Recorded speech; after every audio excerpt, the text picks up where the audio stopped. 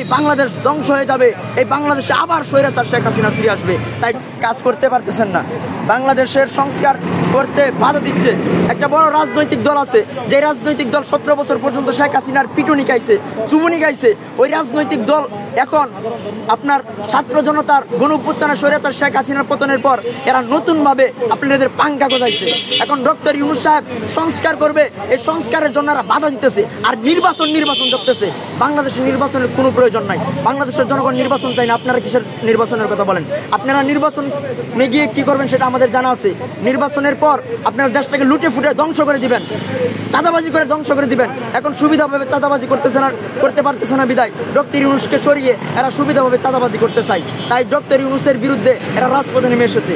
এবং আপনারা জানেন এই বড় রাজনৈতিক দলটা আওয়ামী লীগ শেখ হাসিনার বিরুদ্ধে যে সমস্ত মামলা ছিল, আওয়ামী লীগের বিরুদ্ধে মামলা ছিল, এই সমস্ত মামলা আপনার প্রত্যাহার করেছে। আমরা বলতে চাই, কোন দল আপনার ভারতের আধিপত্য বাস্তবায়ন করার জন্য মাঠে নামবে আর কোন দল আপনার শেখ হাসিনাকে ফিরিয়ে আনার জন্য কাজ করবে, ওইটা আমরা দেখব না।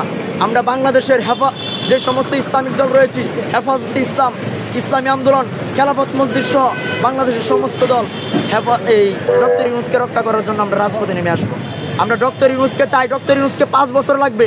কারণ ডক্টর ইউনূসকে যদি এই বাংলাদেশের জন্য আমরা যদি না রাখতে পারি তাহলে এই বাংলাদেশ ধ্বংস হয়ে যাবে, এই বাংলাদেশে আবার স্বৈরাচার শেখ হাসিনা ফিরে আসবে। তাই ডক্টর ইউনূসকে রক্ষা করা মানে বাংলাদেশকে রক্ষা করা, ডক্টর ইউনূসকে রক্ষা করা মানে জুলাই অভ্যুত্থানকে রক্ষা করা, ডক্টর ইউনূসকে রক্ষা করা মানে এই বাংলাদেশের সার্বভৌমত্ব, বাংলাদেশের 18 কোটি মানুষের ইচ্ছাকে রক্ষা করা।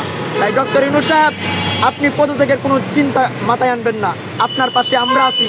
আপনাকে রক্ষা করার জন্য, সংস্কার করার জন্য আমরা যদি রাজপথে নামতে হয় রাজপথে নামবো, তবুও এই পদত্যাগের কোনো চিন্তা ভাবনা